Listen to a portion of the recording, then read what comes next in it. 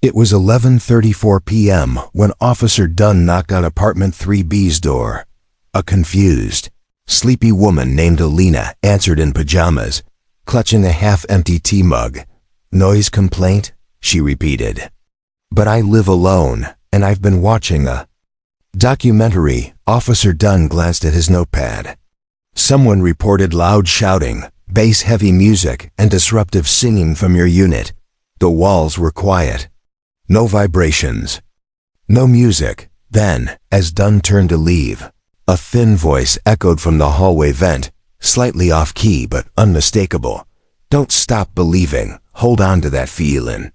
Elena raised an eyebrow. The sound wasn't coming from her apartment. It was coming through her apartment, from above, from 4B, from Drama Ladies Unit. Deborah Langston, aka Drama Lady, had a reputation. She moved into the Crown Heights apartments 6 years ago and almost immediately launched a crusade against urban noise pollution. That included toddlers crying, dogs barking, music after 9 p.m., and the guy on 2C who coughed too weightily. She wrote complaint letters. She made Excel logs. She once printed out decibel charts and taped them to the elevator with the title, "This is why you're all going deaf." People avoided her until this year, when the building finally installed new hallway vents. And Deborah found a loophole a month ago. The apartment management launched a digital, anonymous complaint portal. Deborah practically squealed when she saw the email. It allowed tenants to submit a noise complaint without revealing their identity. She tested it out that same night, submitting one about the thudding techno beats from 3B. Except, Elena in 3B didn't even own a speaker. She used wired headphones and slept at 9:30 p.m., but the management still sent her a warning notice. Just to be safe, Deborah SMIRKED. No more passive-aggressive hallway glares or awkward confrontations. Just online forums and peace. Or so she thought. Over the next 3 weeks, 6 noise complaints were filed, all anonymous.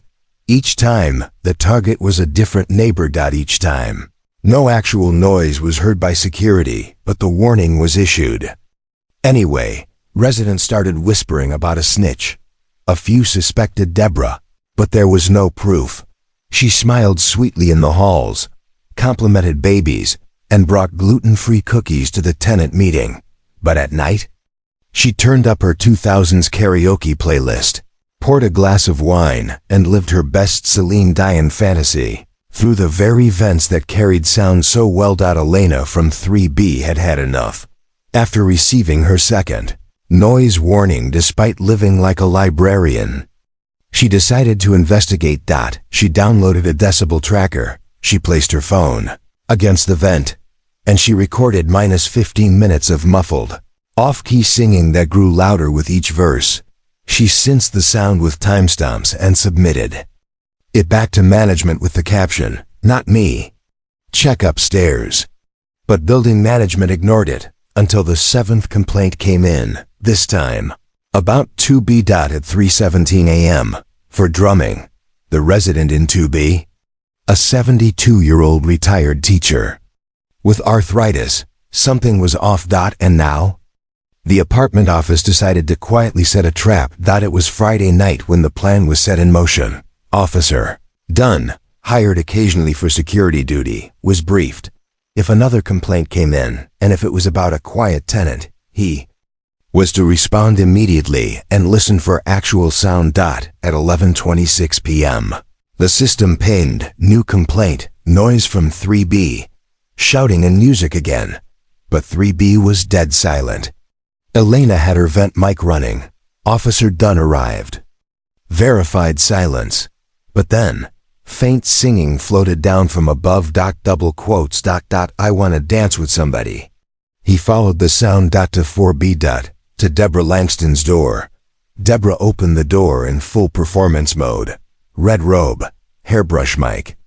Music still playing softly in the background. She froze. Officer Dunn blinked. "You the one who reported a noise complaint downstairs?" he asked. She glanced toward her laptop where the complaint form was still open. No. I was meditating. He pointed to the ceiling. Ma'am, you're on the top floor. Oh, right. Behind him, Elena and Mr. Gonzalez from 2B were already walking up the stairs. Deborah panicked. I was just testing the speaker. It wasn't loud. Then Elena pulled out her phone. I have 4 nights of audio. It all comes from your vent. Officer. Dunn folded his arms. Mind if I come in? Deborah sighed. Fine. The apartment reeked of wine and ego. Her laptop still had the form open, microphone input maxed out. Spotify running a karaoke playlist titled Power Divas. The building issued her a formal warning for abuse of the complaint system.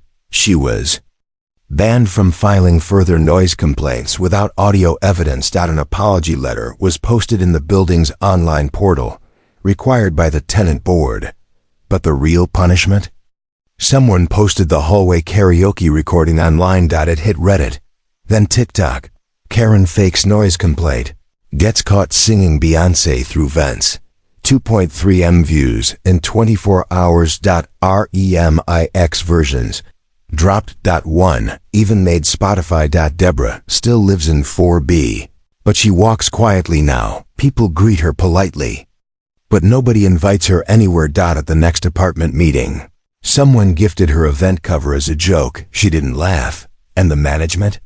They updated the complaint system. No more anonymous forms. All noise complaints must include a timestamped decibel recording. The building's new motto?